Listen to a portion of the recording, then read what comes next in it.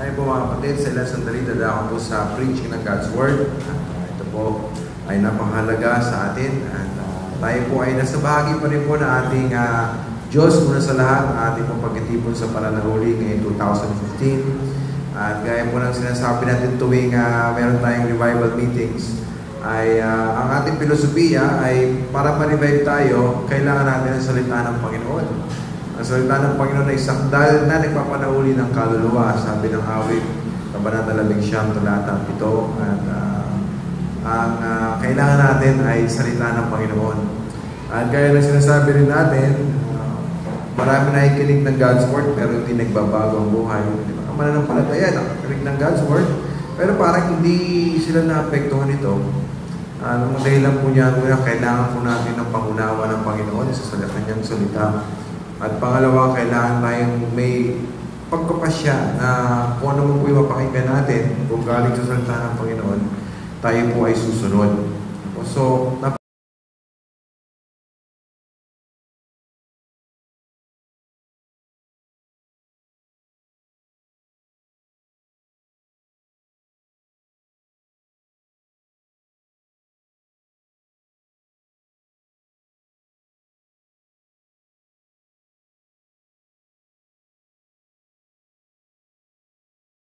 sumunod. Ang ating pong tagapagsalita ay karamihan sa atin ay kilala natin. Siya po ay ang dapat speaker last night at kaya lang iba ang plano ng Panginoon. At sa plano ng Panginoon, siya po ang tagapagsalita.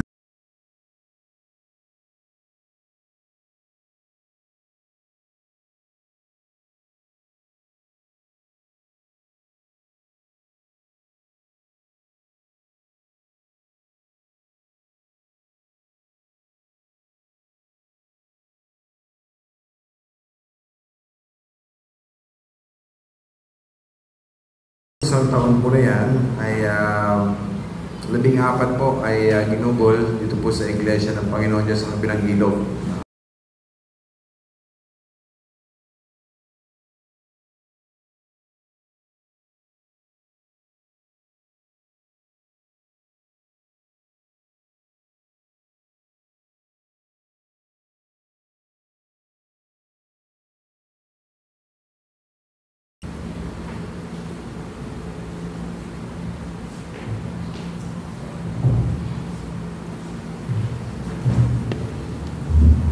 Magandang hapon po sa inyong lahat. Ako ay nagagalak sa pagkakataon na pinagkaloob ng Diyos po sa akin na makapaglingkod po sa inyo na madala natin yung kanyang salita sa bawat isa po sa atin at sa pagtitiwala sa akin ng inyong pastor para makapaglingkod sa pamamagitan ng pangaral. Noong Huwebes ay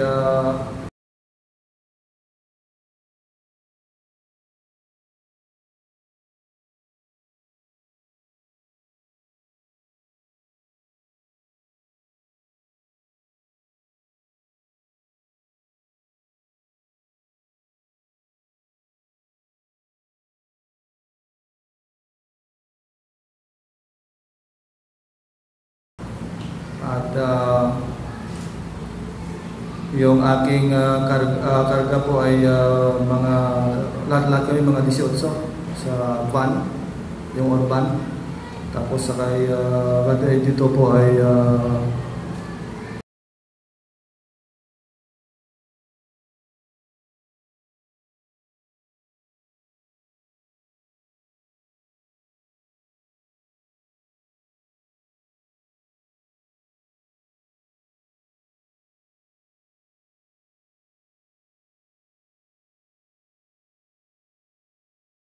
dahil habang doon kami sa Kabuyaw ay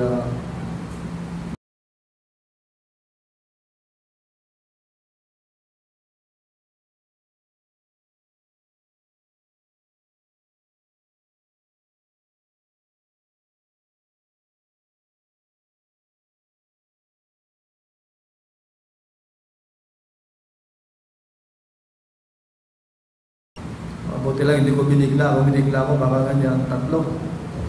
Katapos ay sa tulong ng Diyos,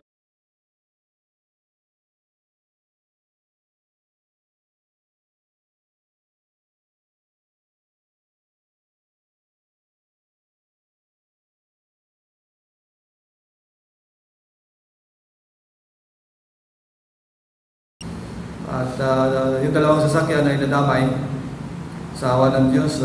Kala ko katapusan na namin. Nangyari sa likod ay mayroong bukol sa likod ko dito, nakaupo. Tapos sa kabilang sasakyan mayroong babae na mayroong sugat lang dito sa lips niya.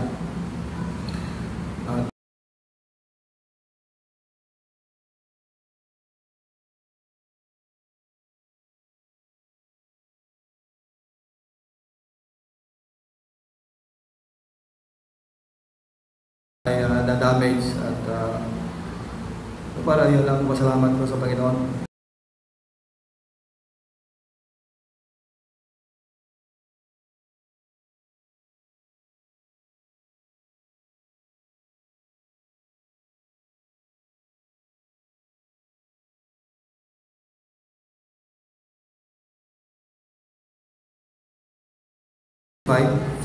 Ginawa naming 3:30 para makakabol ko dito. At pagkatapos doon ay nagdiretso ako dito. Kasi ang salita ng Diyos kasi pag ito ay pag inibitahan ka ng lingkod ng Diyos, indirectly po ang Diyos ang nag-utos sa iyo. Salita niya yun. At maraming mga bagay na asikasuhin sa itong maging busy, maging stressful na week. Dahil asikasuhin yung sabi ko, Panginoon, sa biyaya mo, kasi hindi naman natin pwedeng gawin, na alisin lahat-lahat. Sa biyaya mo lang, Panginoon, mag-concentrate mo na ako. Kasi itong araw na ito, 3 preaching sa mga ko eh. Dahil nung nakaraang linggo kasi, wala ako sa church, sa Gimaras ako. At si Jomar at 2 worker na naman doon, Percules siya pa rin. Kapag siya pa ang panin ko, medyo tapos sunod na linggo ng hapon ay wala din ako. Kaya ito na lang ginawa ko yung 3 bagay. Preaching. Ang ating topiko po ay mahalin natin ang Diyos at paglilingkuran. Yan po. Inisip ko po sa tulong ng Diyos kung paano ito paiksiin itong bagay na ito. At idinala ng Panginoon sa akin yung ating paksa ngayon na kung mahal mo ang Diyos at gusto mo siyang paglingkuran, kailangan ibigay mo sa Kanya yung best. The best. Kung mahal mo ang asawa mo at siya ay dinala mo sa altar, diba mayroong sumpa, ikaw lang yung babae na mahalin ko. Ibigay mo yung pinakauna talaga sa Kanya. Yung matapat na lalaki daw ay wala siyang panahon maghanap ng ibang babae. Siya po ay busy sa paghanap ng iba't ibang paraan para paglingkuran at mahalin yung kanyang misis. Hindi mali na mag-in love tayo maraming beses, basta sa isa lang. At yun po ating gagawin. Buksan po natin yung ating mga Bible sa Malakay chapter 1 verses 7 to 14. Last book ng Old Testament. At basahin ko po rito. Siguro maganda basahin natin yung responsibly. Salitan po tayo. Dala ko dito kasi yung English Tagalog at yung mga Tagalog ay samahan niyo kung mayroon kayong Tagalog yan na Bible. Ang mga English ay sasagot po kayo sa verse 8 responsibly hanggang po tayo verse 14. Salamat na pag binasa natin yung Biblia, ang Diyos po ay nangungusap sa atin. Okay? Malakay chapter 1. Malakay chapter 1. Pasensya lang kung mayroong mga bagay na ibang medyo kampang isip ko pero Malakay, tama ba? Baka macho mamaya, Malakay chapter 1 verses 7 to 14, basahin natin responsibly please. Kung may mga Tagalog kayo, ako lang, basahin ko ang verse 7, o kung may mga Tagalog kayo at verse 8, responsibly, hanggang verse 14, ang mga English mo. Okay? Malakay, chapter 1, verse 7, Tagalog. Begin, kayo'y nanganghahandog ng karumaldumal na hain sa aking dambana, at inyong sinasabi, sa ano namin nilapastangan ka, sa inyong sinasabi, ang dulang ng Panginoon ay hamak.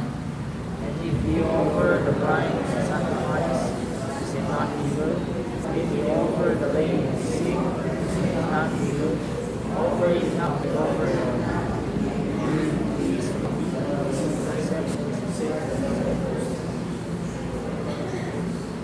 At ngayon isinasamo ko sa inyo, inyong dalanginin ang lingap ng Diyos upang pagbiyayaan niya tayo. Ito'y nangyari sa inyo mga paraan. Tatanggapin baga niya ang pagkatao ng sinuman sa inyo, sabi ng Panginoon ng mga hukbo.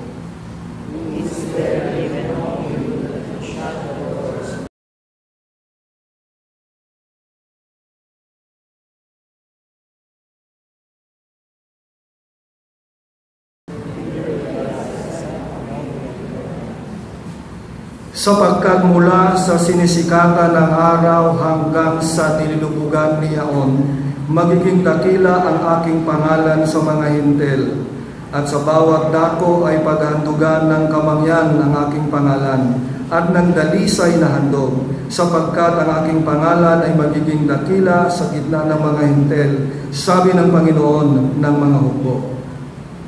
Ye have created that is the table of the Lord is polluted, but the food thereof even is meat is contaminated. Inyong sinasabi rin naman, narito na kayayamot at inyong inusuan, sabi ng Panginoon ng mga hukbo, at inyong iniharap ang nakuha sa dahas, at ang pilay, at ang may sakit, ganito ninyo dinadala ang handog. Tatanggapin ko baga ito sa inyong kamay, sabi ng Panginoon.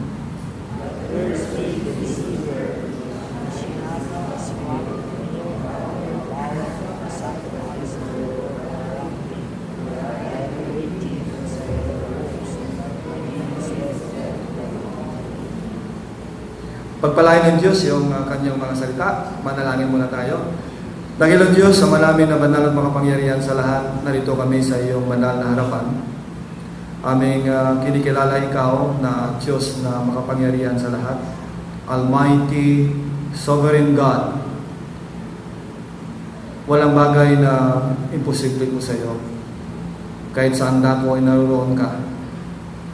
Ikaw lamang ang nakalam sa pinakamabuti, pinakamaganda sa aming mga buhay dahil alam mo ang lahat ng mga bagay. Salamat sa iglesyang ito na kanilang kinikilala ang pangangailangan para kami ma-revive, at ito dapat gawin ng bawat iglesia at mananampalataya. Dahil kami po ay nandito sa teritoryo ng kalaban, normally ang tendency, Panginoon, na kami manghina sa aming paglilingkod, sa aming pagmamahal po sa iyo. Kaya kailangan kami ay ma-revive ng iyong salita. Mag-ingat at gawin namin ang pinakamabuti para po sa iyo. Linisin mo kami sa lahat ng kasalanan at karumihan, puspusin mo kami ng iyong Santong Espiritu, lalo ng iyong abang lingkod, dahil iwalay sa iyong pagkilos at sa pagkilos ng banal na Espiritu, maging walang kabuluhan. Ang aming gagawin ngayon, buksan mo ang aming mga puso at isipan para maging attentive 100% sa iyong mga salita. At pagkatapos ng pag-aaral mamaya, kami magpasya sa mga bagay na iyong hinimok sa aming mga buhay, sa iyong pangungusap, sa iyong gabay, para sa iyong kaluwalhatian. Ang lahat ng ito ay aming dinadalangin sa pangalan ni Jesus. Amen. May isang awit na ang title niyo po, Have I Done My Best for Jesus? Sino ba sa inyo nakalam ito? Lahat, halos lahat, akin bang nagawa ang pinakamabuti para kay Jesus? Alam niyo ba ang history bakit ito ay naisulat? Mayroong isang magaling na swimmer sa Amerika. Isa po siya sa mga atleta sa Olympics na nakakuha po ng unang gold sa Olympics. Siya po ay nag-aral sa Northwestern. Ito po ay sa Lake Michigan banda. Habang nag-aaral siya sa kanilang library, ang matindi yung bagyo sa labas. At maya-maya mayroong sigawan ng isang barko ay nalulot. At bilang swimmer sa kanyang abilidad, siyempre naramdaman niya yung need na tumulong siya. At siya lumabas, inubad niya yung mabigat na bahagi ng kanyang mga damit at siya ay tumalon po doon sa matinding alon, siyempre bagyo po yan. Nakaligtas siya ng una na tao. Sinigawan siya ng marami na mapangalip yung mga yan. Bagay na yun, magbuhay mo, baka ikaw yung mamatay. Pero patuloy pa rin siyang ginawa yung kanyang pagliligtas. Lahat po ay nakaligtas siya ng 17 tao. Puminto lamang siya nang nabubagsak siya unconscious doon sa may tabi ng ilog. Dinala po siya sa ospital. At habang siya ay ginagamot, siya po ay parang nagdideliryo kung sa paano sa lagnat. Sinabi niya, "Have I done my best, fellows? Fellows, have I done my best?" Ibinigay niya yung kanyang best. Kaya napiktuhan yung kanyang health dahil sa kanyang ginawa. Ilang taon ang nakalipas, ito po ay nagbigay inspirasyon, yung kwento sa kay Edwin Young. At siya'y sumulat ng awit, "Have I done my best for Jesus?" Pakinggan niyo po itong kanyang mga words. "I wonder, have I done my best for Jesus, who died upon the cruel tree, to think of His great sacrifice at Calvary. I know my Lord expects the best from me." Mga kapatid, kapag isipin po natin kung anong ginawa ng Diyos para po sa atin, isipin natin ng maayos, the Bible way. Sangayon sa sinasabi ng Biblia, sigurado po makarating tayo sa konklusyon that the Lord deserves the absolute best from each of us, sa bawat isa po sa atin. Kapag magbigay tayo ng isang bagay na pipitsugin lamang sa Diyos, hindi natin maisip, hindi ka pa rin paniwala kung paano siya namatay doon sa, ang tawag doon, cruel tree. Doon sa cross, ibinigay niya yung kanyang buhay bilang handog po sa atin. Ito po yung akusasyon ni Malakay sa mga mananampalataya po dito sa panahon niya, mga kapatid. Dahil sinubukan ng Diyos sila kung anong uri ng handog. Kasi noong unang panahon, sa atin kasi wala ng handog ngayon dahil tapos na, di ba? Tapos yung handog, ito ay shadow ng paghandog ni Kristo doon sa cross, tapos na eh.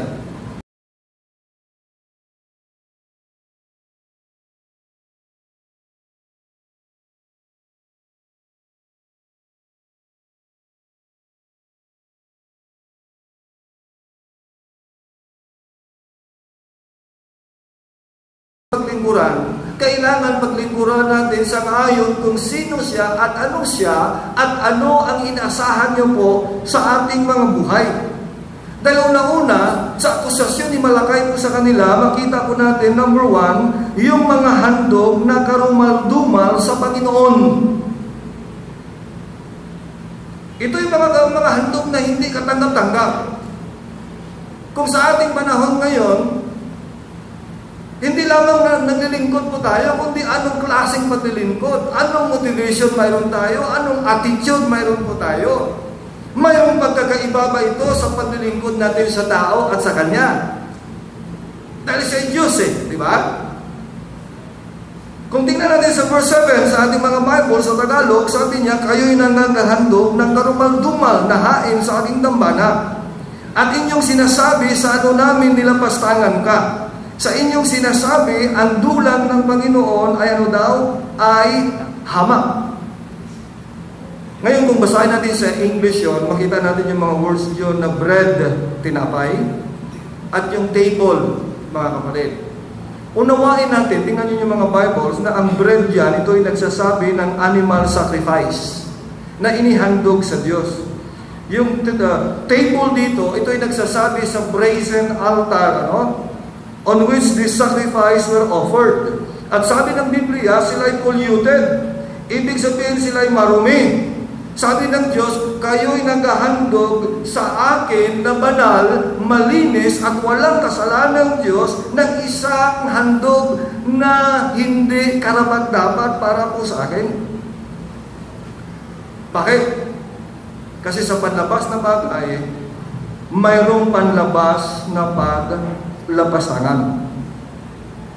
Yung outward na bagay, mga kapatid. Sa verse 7, sabi ng Bible, He offered polluted bread upon mine altar. Alam niyo, sabi ni Malakay sa kanya, hindi lamang kung yun bread eh. Pag bread, okay na. Hindi lang yun nasa simbahan ka. Okay ka na. Okay?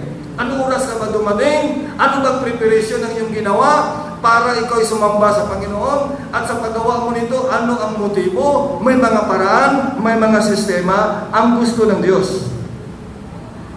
Na-observe ba natin ito? Kasi mga kapatid, sila ay naghahandog ng mga handog, hindi nila sinusunod yung mga requirements. Kasi sa mga Hudyo kasi kailangan maghugas pa sila ng kamay, may panahon niya na maghugas ng kamay. May panahon niya na palitan yung kanilang yung kanilang damit, mga kapatid. At hindi nila ito ginawa.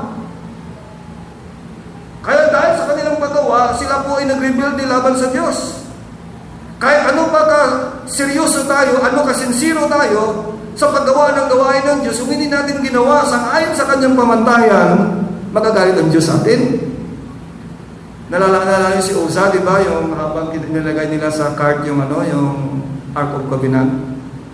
Si Uza naman ay matapat sa kanyang trabaho, tumagilid babagsak Kaya gusto yung tulungan na hindi babagsak, ginawakan niya.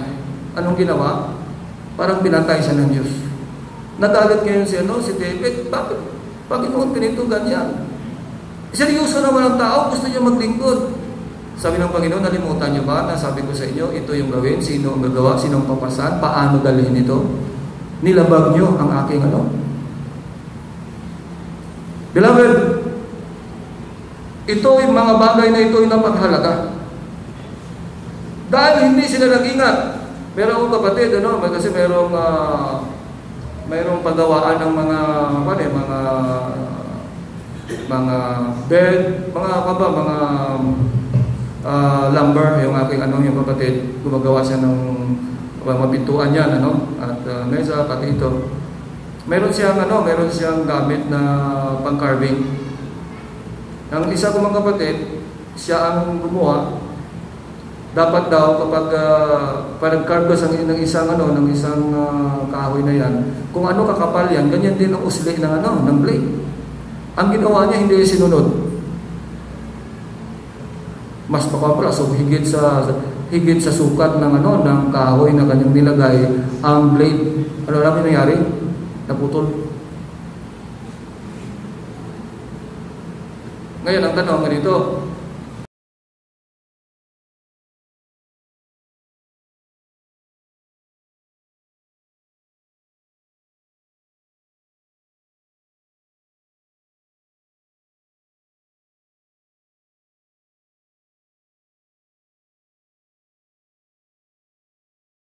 full above all things and is desperately wicked.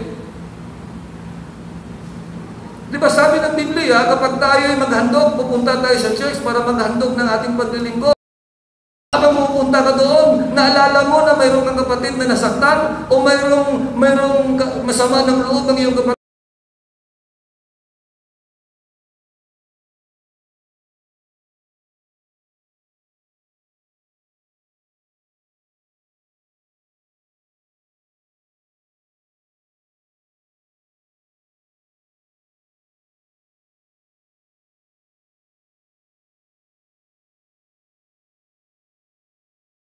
Biblia. I-observe po natin. Ang prinsipyo Biblia, mayroong prinsipyo yun. Ating bigyan ng diin ng mga bagay na yun. Pangalawa, mayroong panloob na patlapastangan. Kasi pakinggan mo natin.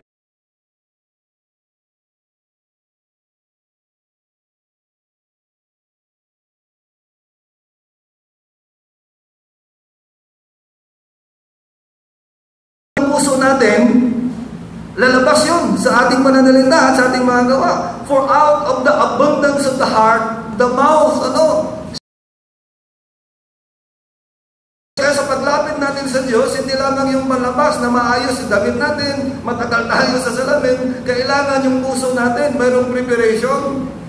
Kaya pag uwi natin mula sa ating tahanan o mula sa church, mayroong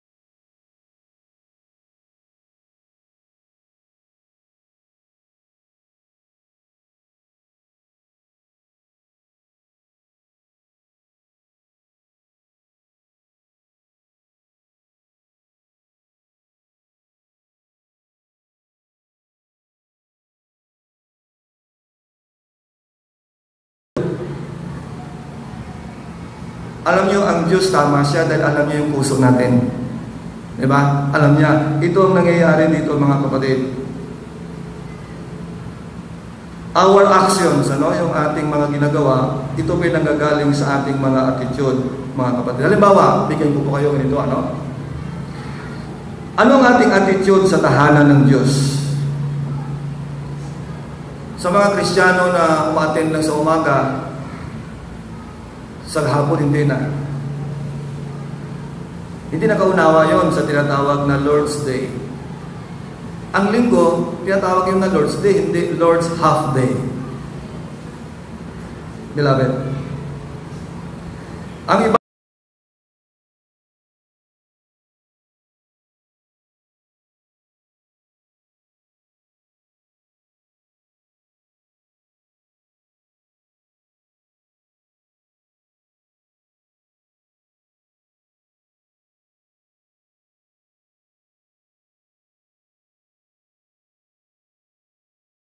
gusto natin siyang paglingkuran, kailangan mayroong joy and excitement sa ating mga puso. Yun ang sabi ni David, the man after God's own heart. Anong sabi ni David sa Psalms 122 verse 1? I was glad when they said unto me, let us go into the house of the Lord. Beloved, kung ang pagpunta sa gawain ng Diyos sa church ay hindi pinakamaligaya na gawain para po sa iyo, hindi mo talaga mahal ang Diyos ang ayon sa kanyang pamantayan. Sa lahat ng ating pinupuntahan, ang pagpunta sa simbahan ay pinakamaligayang panahon para po sa atin. Alam niyo, hindi panahon ang problema, pag-ibig natin sa Panginoon. Yung pagka-late. Kaya sa awat biyaya ng Diyos, ako talaga personally, hindi naman ako perfect. Gusto ko lang talaga na mamuhay para sa Panginoon. Talaga pagsabi na ganyan, kahit ilan yan, dapat gawin. Pagsabi na alas 9 start. Kasi pag in-adjust mo yung in-adjustin mo yung time dahil sa tao, ang tao, pero kung ang tao mag-adjust sa time, talagang matututo mo yan. Kung alas 9 yung ating gawa, anong oras ka gumigising? Anong oras ka naghahanda? Anong oras ka galing sa church mo o sa bahay mo, papunta sa church? Itong sinasabi ng Bible, mga kapatid. Alam niyo, ang simbahan, ito ay altar ng unang panahon. Okay? Ito yung temple ng unang panahon.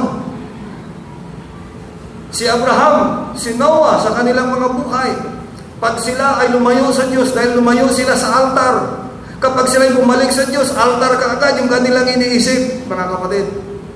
Ito yung isa sa mga sukatan. Number 2, yung ating attitude sa salita ng Diyos. Ano ba yung ating attitude sa salita ng Diyos? Pagising natin sa umaga, ano ba ang ating agad-agad inihipo? Ano ba yung ating cellphone? Ito. Alam niyo sabi ng Psalms, basahin ko po Psalms chapter 1 verses 1 to 3. Kasi ayaw ko magbigay ng diin sa bagay na hindi suportado ng Bible. Sabi ko sa mga mananampalataya, pag ako magbigay ng emphasis mula sa salita ng Diyos, kapag tanggapin nyo, pareho lamang tinanggap nyo ang Diyos. Pagtanggihan nyo, hindi kayo tumatanggi sa akin. Tumatanggi kayo saan? Sa Diyos. Basahin ko sa Psalms chapter 1 verses 1 to 3. Blessed is the man that walketh not in the counsel of the ungodly, nor standeth in the way of sinners, nor sitteth in the seat of the scornful. But his delight, okay? His delight is in the law of the Lord, and in his law doth he meditate day and night. And he shall be like a tree planted by the rivers of water, that bringeth forth his fruit in his season. His leaf also shall not wither, and whatsoever he doeth shall prosper. Beloved, bilang mga Kristiyano, iba yung mata na ginagamit natin, pananaw natin sa buhay. Yes, ang mga problema ng hindi mananampalataya, problema din natin yun.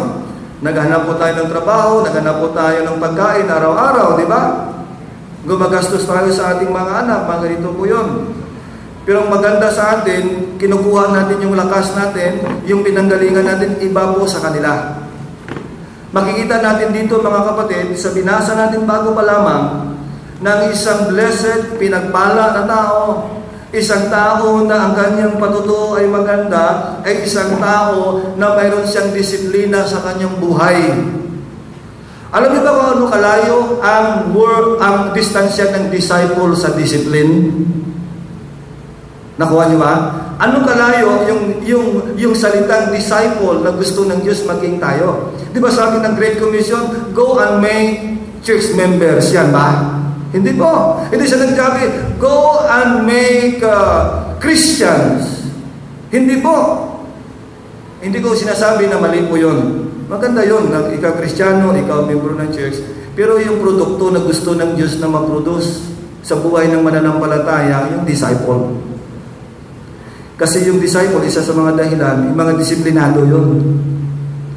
Walang Kristiyano na tunay na nagmamahal sa Diyos na hindi disiplinado. At sabi ng Biblia, ang disiplin dito, makikita po natin na siya ay mayroong kagalakan, his delight. Pag panahon ng tag-init, pag sinabi mong delight, anong iniisip mo? Ice cream. Is in the law of the Lord. He meditate therein day and night. Yung meditation, mga kapatid, itong sabi ng Joshua, this book of the law shall not depart out of thy mouth, but thou shalt meditate therein day and night. Para malaman mo kung anong yung gagawin, dahil ito ay magbigay sa iyo ng tagumpay at magandang, sabi ng Biblia, success. Maging katulad siya ng isang puno na inatanim sa siping ng tubig. Kahit anong init sa panlabas, hindi matutuyo, siya ay magbubunga. Beloved, ang Diyos sa pamamagitan ng banal na Espiritu nagtuturo sa akin, nagtuturo po sa atin ng sikreto ng ating katatagan, ang sikreto ng ating tagumpay, hindi nakasalalay sa mga bagay sa panlabas, favorable or unfavorable.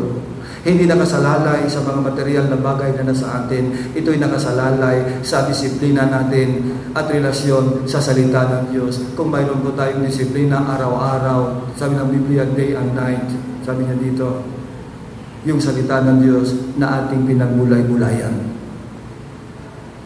Kung ito ang totoo, ano ang attitude natin sa salita ng Diyos sa pagising natin?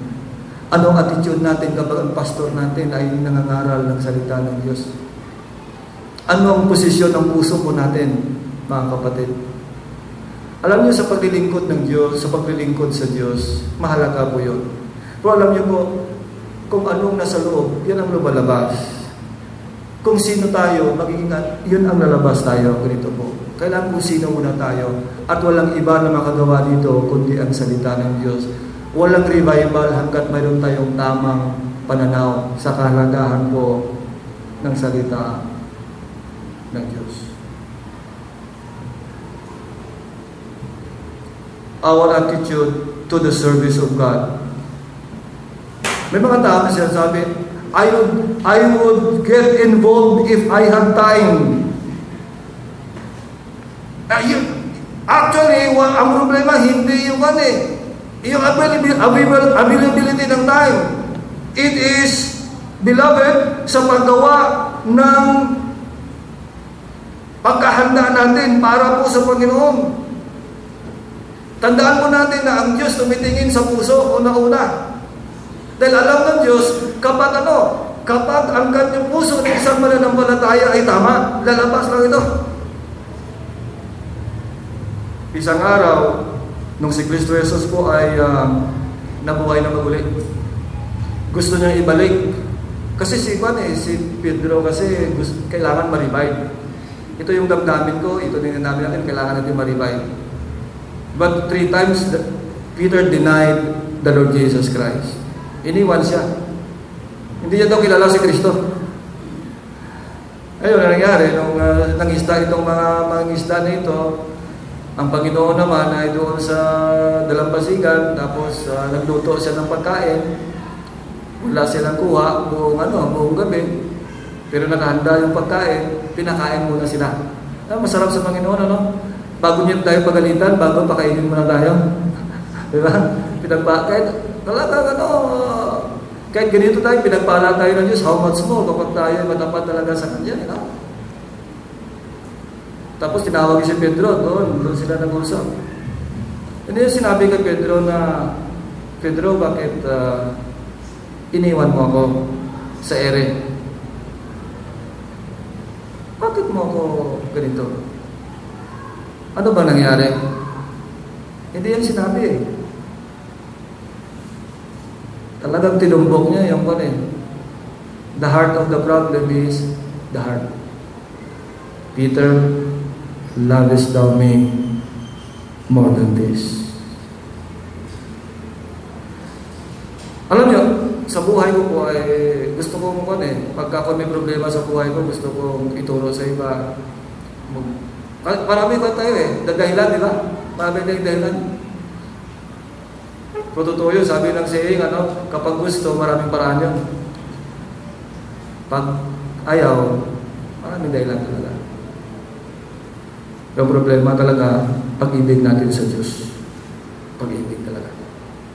Yung first love natin, pastor, yun ang pinapreach mo kagabi, di ba? First love. Kumusta na? Nandyan ba ba?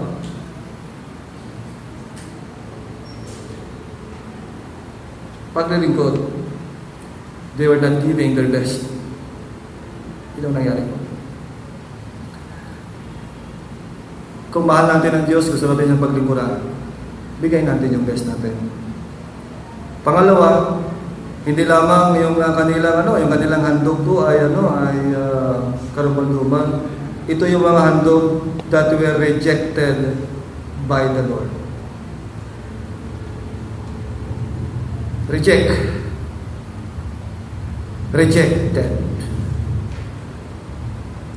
Verse 8, tingnan niyo po yung mga Bible, please. Aking nakita sa karaya ito nabasa ko, Malakay, okay. Ito, 1:8, sabi ng Bible, at pagka kayo'y naghahandog ng bulag, tingnan niyo po, yung inandog nila, bulag. Yung mga hayop, bulag. Sabi ng Bible, na pinakain, di ba kasamaan? At pagka kayo'y nanganghahandog ng pilay, at may sakit, di kasamaan?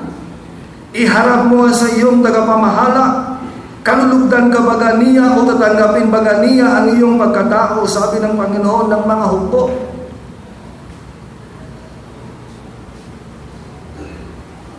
Alam niyo sa Bible, mayroong sinabing Biblia diyan na kapag tayo maghandog, kailangan maghandog tayo ng perfect. Kasi kapag maghandog tayo, yung handog natin nagsisimbolo kay Kristo yan.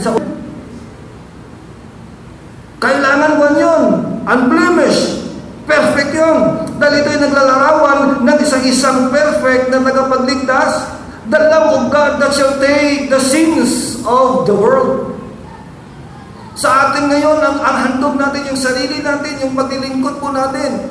para sa ating Panginoon. At gusto niya itong handog na ito, yung the best na may bibigay po natin. Pupunta ba tayo sa church na antok tayo dahil sa gabi? Kaya sabi ko sa mga mananampalataya, pagka Sabado ng gabi, kailangan maaga kayo matulog. Huwag kayo manood ng TV. Yung assignment nyo sa Sunday School, kahit mag-busy kayo, mula Lunes yung bigay kayo 10 minutes, 15 minutes sa Sunday School. Tapos dito, iba kasi sa atin, may mga assignment tayo sa Sunday School, gabi na pagkatapos ni panood ng TV, hanapin pa natin, nalaruan pa lang ganito, nawala. Gabi na tayo natutulog. Pagpunta natin sa church, ano ang nangyari? Ang ating isipan, hindi bulag tayo.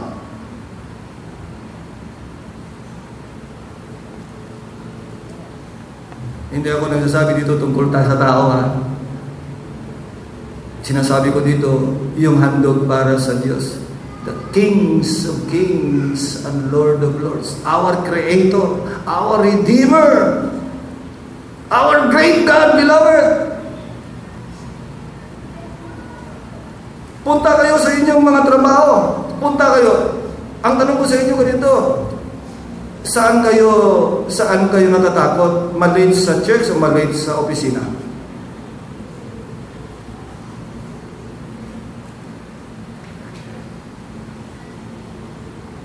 Dapat maging matapat tayo sa church, matapatin tayo. Kasi katapatan sa lahat yun eh.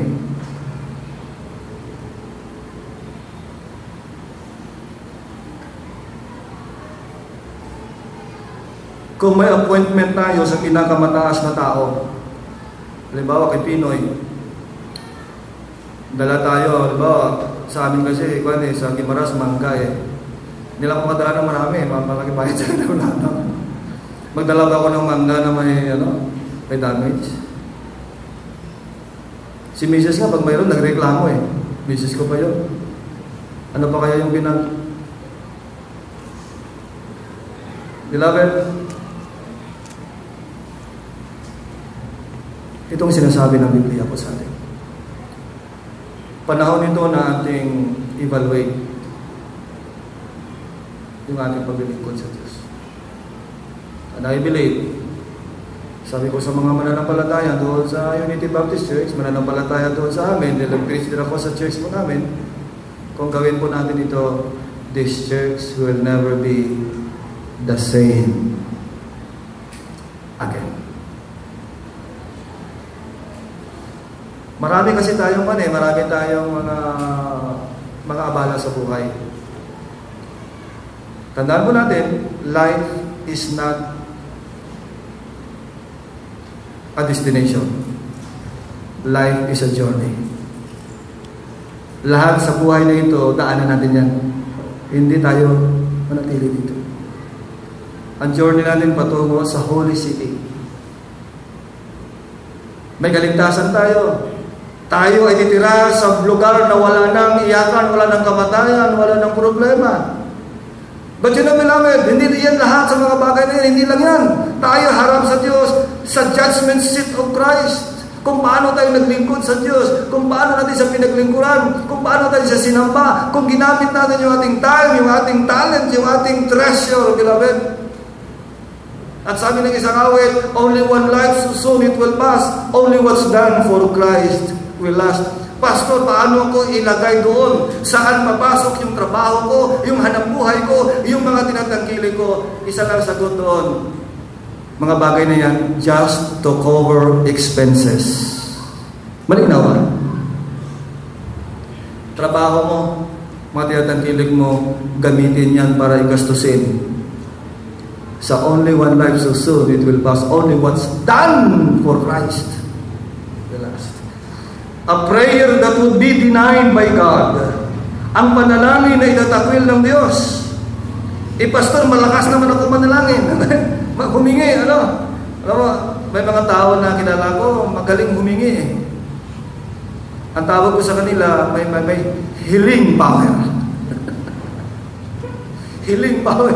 Akala ko, healing power Healing pala, hingi. Ano makita, hingi. Makita, hingi. Meron ba dito? Bakit? Hindi ko kayo pinala, Wala akong pinapan dyan, Kaya mga kapatid, ganito po. Verse 9 muna, tingnan natin. Malapit na tayo sa bandang huli.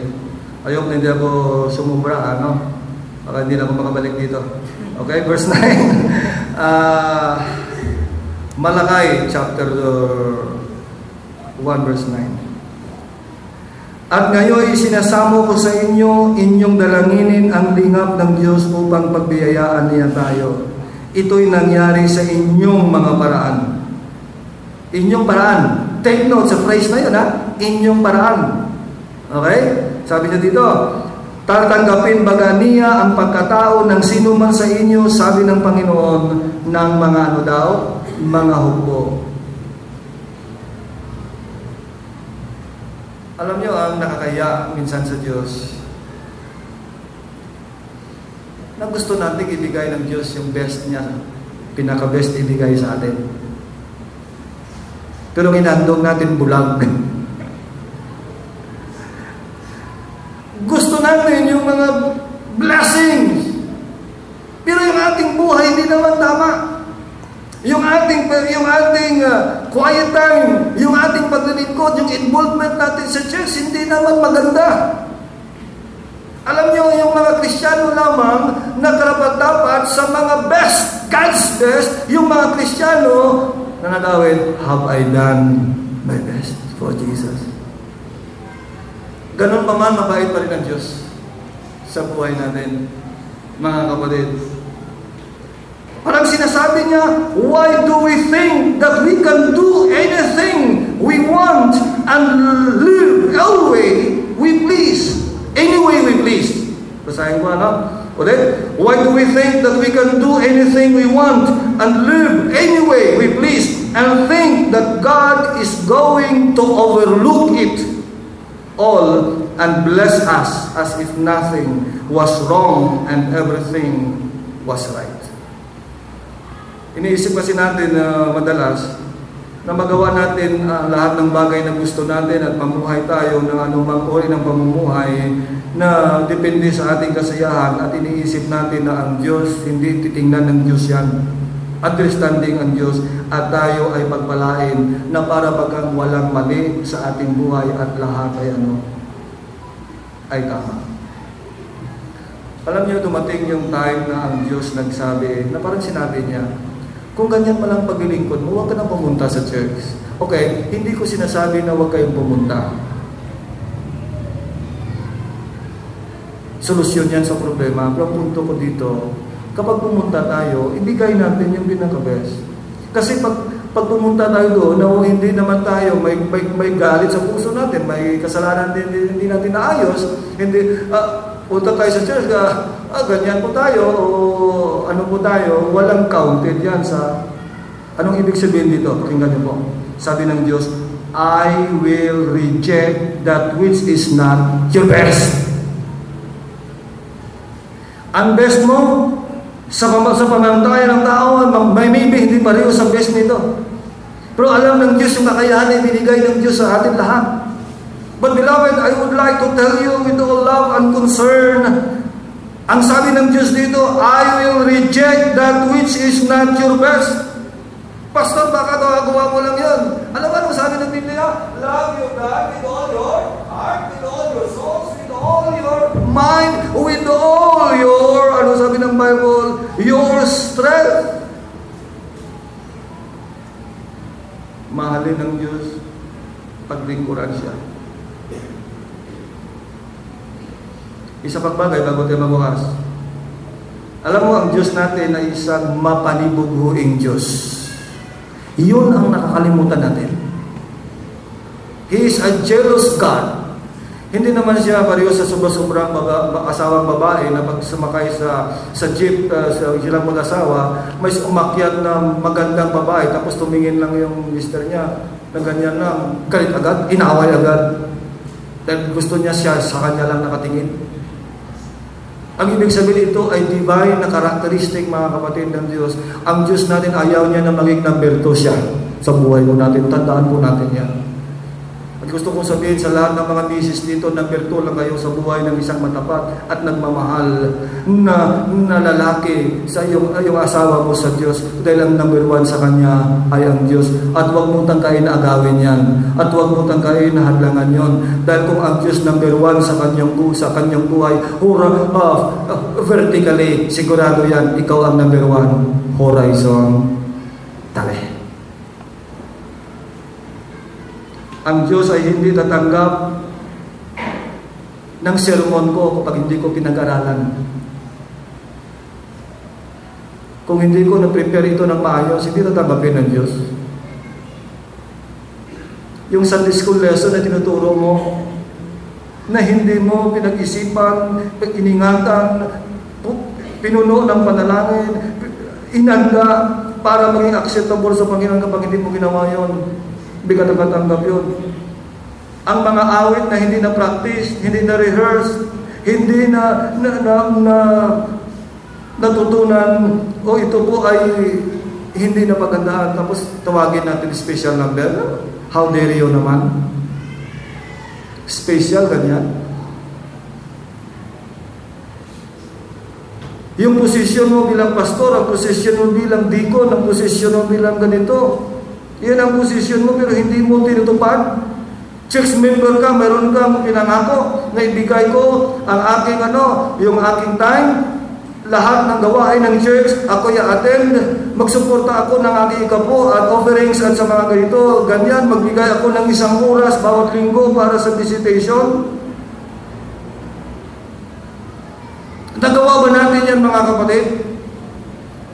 Beloved, a ministry that is not been given the best by those who serve is not acceptable to God.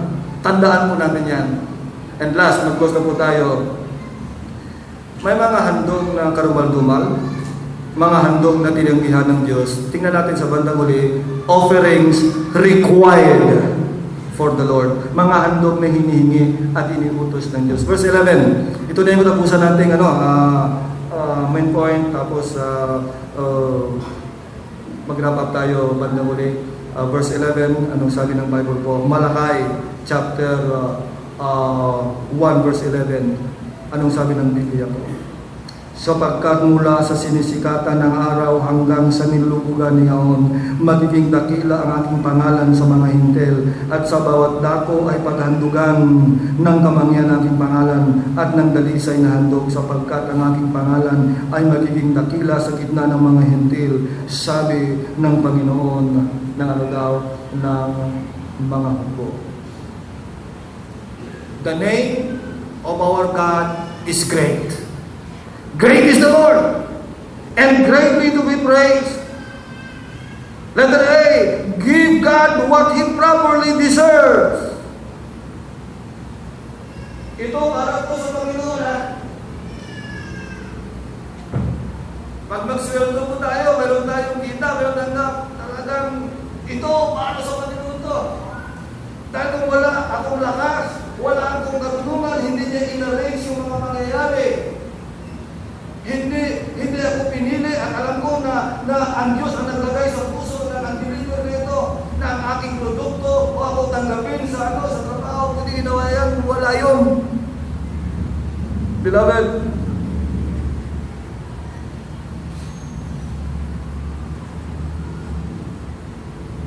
alam niyo, ang paglilingkod sa Diyos kailangan ng halaga. Kahit anong pang halaga. Kaya nung binigyan, pakinggan niyo po, alam niyo yung sikreto ni David? Kung bakit siya ay pinagpala ng Diyos sa kabila ng mga problema sa kanyang buhay. Siya ay nagpakumbaba, siya ay nagsisi, at ang prinsipyo niya sa paglilingkod sa Diyos ganito po. 2 Samuel 24:24. Buksan niyo yung mga Bible. Mayroon lapit natin malapa, tapos naghahanap siya ng lugar para gawing dambana, maghandog siya. Ito naman yung yung si Arauna, respeto sa hari, sabi niya sa hari, sige, mahal na hari, dahil hari ka naman, bigay ko na sa ina libre, walang bayad. Kung anong prinsipyo niya? Tingnan niyo po. 2 Samuel 24:24. And the king said unto Arauna, Nay, but I will surely buy it of thee at a price. Siguro basahin ko sa Tagalog, Ilonggo ako pero gusto ko basahin sa Tagalog ito dahil maganda, okay? 2 Samuel 24:24. Anong sabi ng Biblia po? Basahin ko po dito. At sinabi ng hari kay Arauna, wag mo ibigay sa akin na libre, na wala akong ibabayad, kundi katotohanan bibilhin ko sa iyo sa halaga. Hindi nga ako maghahandog ng mga handog na susunugin sa Panginoon kong Diyos na hindi nagkahalaga sa akin ng anuman. Sa gayo'y binili ni David ang giikan at ang mga baka ng 50 siklong pilak. Ano yung ating motto dito? Ano yung ating prinsipyo? I will not serve the Lord my God, of which doth cost me nothing. Doon sa church natin sa Nabotas, may sumasamba, may membro po tayo dyan, galing pa ng Dasmariñas, Cavite, galing pa ng Valenzuela.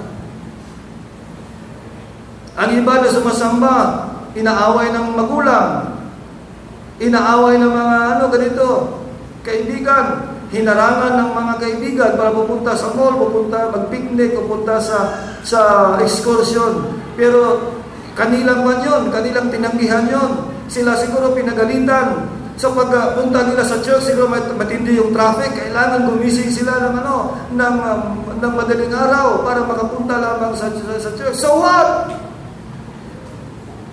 Because I will not serve the Lord my God, that which cost me nothing. Paano mo mapabilib yung nangliligaw sa iyo? Kapag ikaw'y pumunta doon na nakasakay ka tapos ang maganda yung panahon, bibilib siya sa iyo, baha, welga yung mga jeep, pero nakarating siya. Sa anong okasyon, sa anong sistema, sa anong sirkumstansya mag-ibilib yung nagliligaw sa iyo? Beloved, kahit kano kahirap, kung sa Ilonggo, ano kasako, ano kabisi, o ano ganito, doon pinapahintulutan ng Diyos yan. Kung mayroong material, spiritual conflict, kailangan gawin natin ang kalooban ng Diyos. Kung mayroong relationship conflict, anong sabi ng Diyos? Sabi niya, kung ang sino mang nagmamahal sa kanyang ama, sa kanyang ina, sa kanyang anak, nang higit sa akin, ay hindi karapat-dapat sa akin. Ibig sabihin, mga kapatid, kung ang halaga dito ay hindi masiyahan yung mga tao sa ating mga mahal din sa buhay, bakit hindi tayo masumunod sa Diyos? Dahil ako'y naniwala, kahit pasamantala sila ay hindi masiyahan, kung sundin natin ang Diyos ang maglagay ng puso na lamang sa kanila, hindi pusong bato. Eventually, siya ililigtas ng Diyos. Sino bang nagliligtas? Ako? Kung ako ang nagliligtas, pagpupumas ako sa kanila. Kung hindi ako nagliligtas, sino ang nagliligtas? Ang Diyos! Siyempre, gawin natin na mayroong respeto, mga kapatid. And last,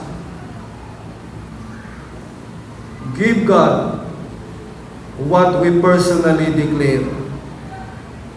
Ibigay natin sa Diyos, ibig sabihin, kung ano ang ating mga pinangako.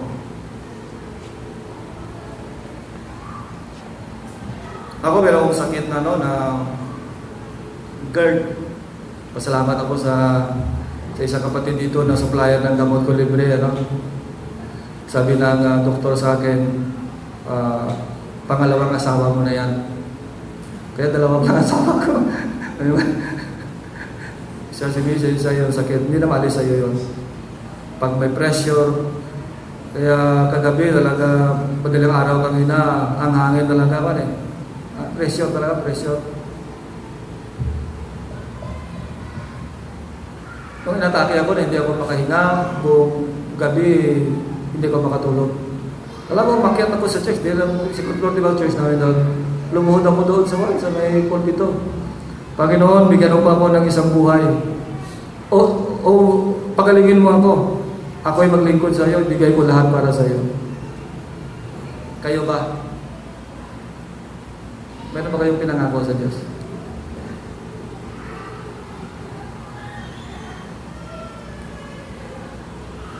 ibigay natin yan.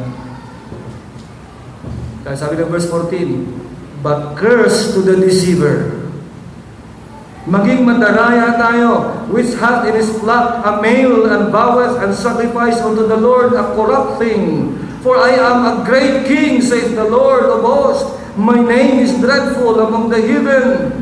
They had made vows to God, and were breaking those vows. Beloved, anong pinangako natin sa Diyos dapat natin gawin? Pay me those vows, saith the Lord.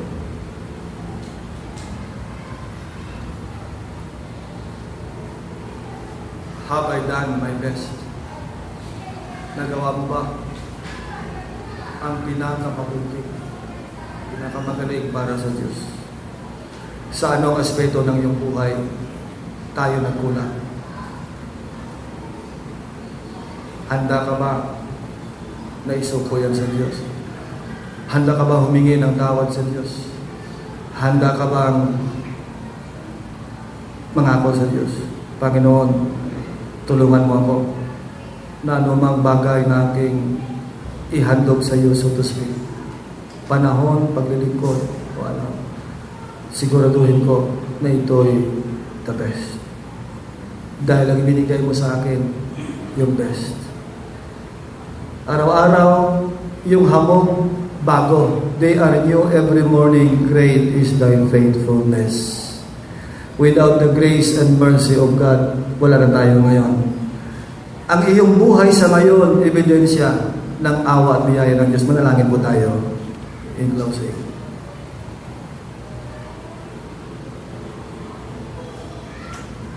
Habang nakapikit yung ating mga mata, nakayo po yung ating mga ulo.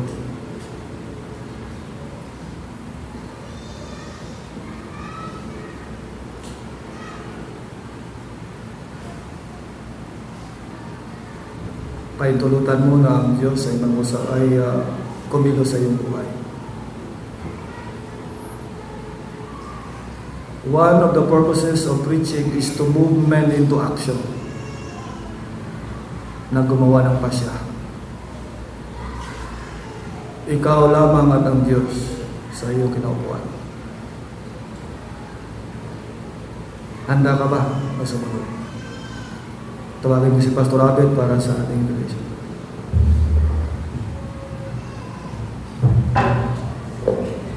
Tayo po'y manatili sa espiritu ng pananalangin. Narinig natin ang salita ng Diyos. Mga kapatid, hindi tama na wala tayong gagawin. Hindi ito ibinigay upang dumami ang alam natin. Ibinigay ito mula sa Biblia upang mabago ang mga buhay natin. Mga kapatid, kung nais nating ibigin ng Diyos at nais nating paglingkuran siya, kailangan natin maintindihan na dapat natin ibigay ang best para sa Panginoon. Mga kapatid, tama na po tayo sa paglilingkod na kalahati. Tama na po tayo, mga kapatid, sa paglilingkod na hindi naman tayo nagsakripisyo. Gaya ng sinabi ni David, hindi siya maghandog sa Panginoon na bagay, hindi naman mahalaga sa kanya. Hindi niya maadim na ang ibibigay niya sa Panginoon ay binigay din sa kanya. Hindi siya naghirap, hindi siya nagsakripisyo. Ngunit sa panahon natin, mga kapatid, ang mga tao ay gusto na maglingkod na hindi sila napapagod. Gusto na maglingkod na hindi sila naaabala. Gusto maglingkod na hindi nagagalaw ang kanilang mga kayamanan. Mga tao naghandog sa Panginoon ng babang uri ng kalidad. Mga mananampalataya, sa ating paanyaya, tumayo po tayong lahat para po sa ating invitation. Habang bawat sa nakayukot na kapikit, tumayo po tayong lahat. Habang tutugtog po ang ating piano, hindi tayo mapakatagal. Hindi na kailangan ng mahaba pang pakiusapan, mga kapatid. Nakita natin ang sarili natin dito mula sa salamin ng salita ng Panginoon. Ang hamon sa atin ay simple. Tayo ay mangako sa Panginoon ng paglilingkod. Yung buong buo, yung best. Tama na, sa panahon na naglilingkod tayo na kailan natin gusto, kung anong gusto natin. Hindi karapat-dapat ang Panginoon sa ganyan. Dakila ang Panginoon. Dapat dakila din ang paglilingkod sa Kanya. Mga kapatid, kung kayo po ay kinausap ng Panginoon at alam po na usap ang Panginoon sa atin, bakit tayo tumugon? Tayo lumapit sa harapan at marahil ang mga pangako natin na hindi natin nagawa. Ba't natin alalahanin sa Panginoon ngayon at commit sa Kanya? Kung mananampalataya at ito ang pangyaya, tayo po ay lumapit sa harapan, manalangin, pangako ang ating buhay na paglilingkod sa Panginoon. Sa dalawang stanza ng tugtog na yan, wawakas tayo sa panalangin. Come on mga kapatid, hindi po tayo mapakatagal. Usap sa atin ng Panginoon, tayo po'y lumapit sa harapan, gumawa ng mga pagkapasya. Sabi mo, Pastor, gusto gumawa ng pagkapasya, halika dito. Manalangin tayo. Lapit tayo mga kapatid. Tignan natin kung anong ginagawa natin sa Panginoon. Di po bang paglilingkod natin, pananambahan natin, yung mga bagay na ginagawa natin para sa Kanya, ang choir, ang pagturo ng Sunday School, pag-aaral ng Biblia, ito ba ay mapakita ba natin na mahalaga ang Diyos sa atin? Sa stanza, magwawakas tayo mga kapatid, mga nasa harapan, manalangin tayo. Kaya may nasa taas, sa baba, mapit tayo sa harapan at manalangin tayo sa Panginoon. Hindi tama. Hindi tama na wala tayong pagkapasya. Kung nakita natin ang sarili natin sa salita ng Diyos, tayo po ay tumugon mga kapatid. Huwag natin sayangin ang pagkakataon.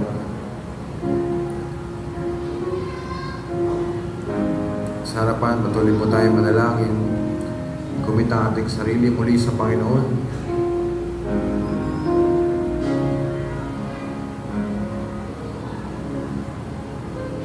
Tapos po ng musika tayo mananalangin.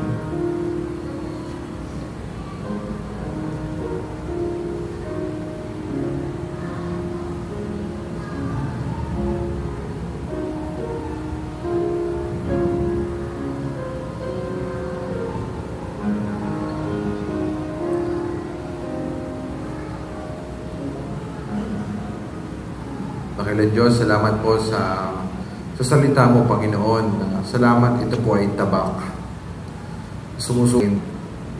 Salamat, Panginoon, sapagkat nandiyan po ang banal na Espiritu na naglalapat ng salita mo, nagbibigay sa amin ng pangunawa at nangungusap sa amin.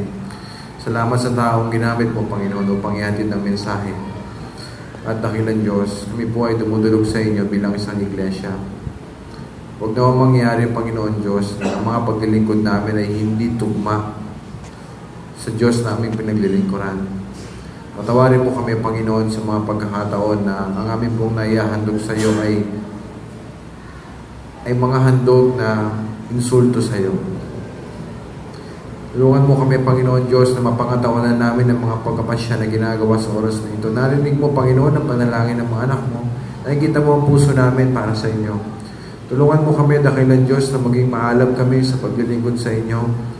Tulungan mo kami, Panginoon, huwag lang maglingkod, kundi maglingkod sa paraan na nararapat. Sapagkat karapat-dapat ka, dakilang Diyos, na pag-alaya namin buong buhay, ibigay namin buong lakas, kaduluwa, talino. At kaya, Panginoon Diyos, bigyan niyo po kami ng biyaya sa aming sariling lakas. Kapos kami, hindi kami makasunod sa iyo, Panginoon. Salamat po at binuksan mo aming mga mata. At Ama, kayo po ang magbigay ng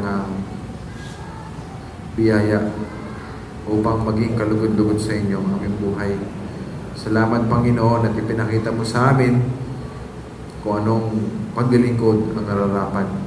Salamat po sa correction. Salamat, Panginoon, sa encouragement, sa exhortation na maglingkod sa iyo ng nararapat. At Panginoon Diyos, pinupuri namin kayo sapagkat alam namin na kayo po ang kumilos sa aming kalagitnaan at nawa ay sa pagkatapos po namin pananambahan sa maghapon ay naramdaman mo na iniibig ka namin, naramdaman mo na ikaw ang pinakamahalaga sa iglesyang ito, naramdaman mo na nasamba ka namin mula sa aming mga puso. Ito po aming dala Sa ngalan po ni Kristo Jesus. Ang pag-ibig ng Diyos amang sumasalangit, ng biyaya ng ating Panginoon sa Kristo, at ang pagkikipisan ng banal ng Espiritu ay sumangati nawa, ngayon at magpakailanman. Amen at amen. Pwede po natin ang In My Heart. In my heart, in my heart, send a great revival.